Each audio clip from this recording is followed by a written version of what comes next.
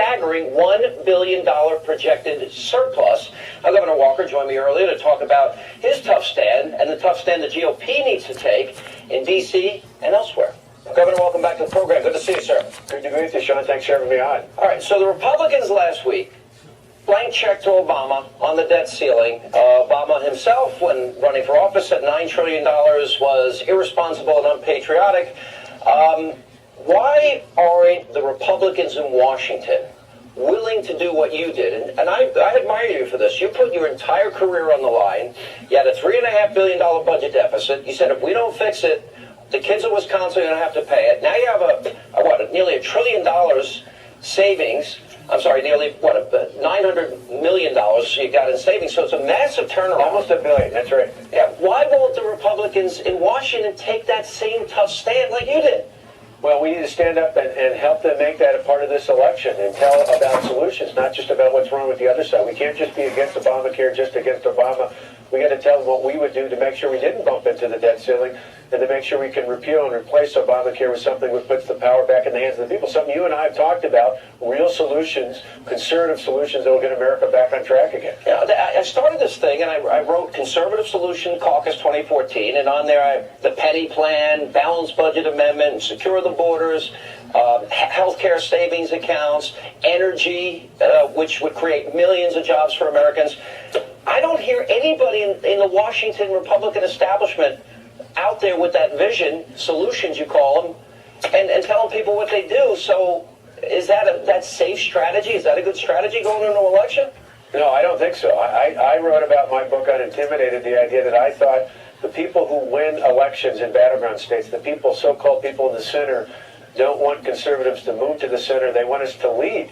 The way you get to voters who elected not only me in 2012 in a recall election, but turned around and voted, ironically, for Barack Obama in 2012 as well, were people who want more than anything leadership. And as conservatives, we've got great ideas. Why don't we want to go out there and lead with them? You see, you're singing my tune here, because what I don't understand is you put it all on the line, you benefited.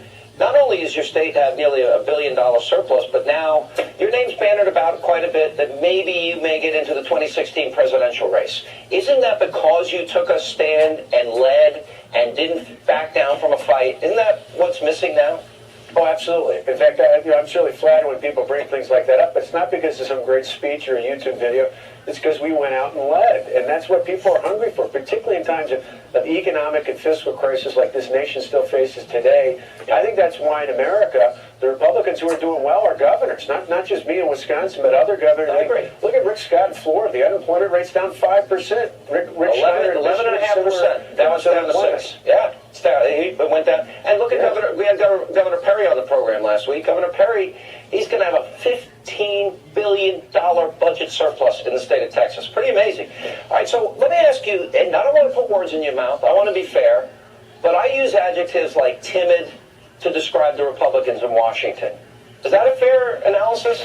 Well, I think it's a fair comparison. I tell people if we want to win in 14 and we want to win again in the future after that, but we've got to be optimistic and visionary and offer a real plan no matter what we're running for, whether it's governor, United States Senate, House of Representatives, or any other position out there. We've got to speak in terms that are relevant to real people, not just about sequesters and fiscal cliffs, but ultimately talk about real terms about people can relate to it. And then we got to show we have the courage to act on it. That's why Republican governors are leading all across the country right now. And I believe we can get the United States Senate back if we have candidates who do just that in key races all across America. All right, so if item number one that I think would unite, remember Braveheart, unite us, William Wallace. But do you think, for example, if Republicans said we're going to stop robbing from our kids and we're going to cut 1 penny out of every dollar and make sure we balance our budget, isn't that something they should unite behind? Don't you think the country would buy into that? There's no doubt about it. In fact, what do people care about more than anything? They care about their kids and their grandkids. People talk about, what's the third rail, Medicaid, Medicare, Social Security, all those sorts of things out there. No, what people care about, even retirees care about more than anything. I know my parents, they care about their grandkids. They care about my 2 boys who are in college and their 2 granddaughters who are in first and fourth grade. They care about them more than anything in the world. And if they knew that this is the future. They're going to inherit a debt that's a bigger personal debt than the mortgage they're probably going to ever pay on the largest home they bought.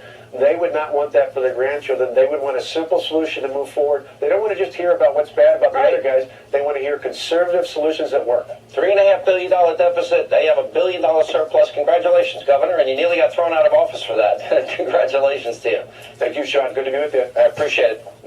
Now you go to my website, Hannity.com, and see what real conservative solutions are so we can get America back on track and create jobs, putting America back to work. A special part on my website, Hannity.com.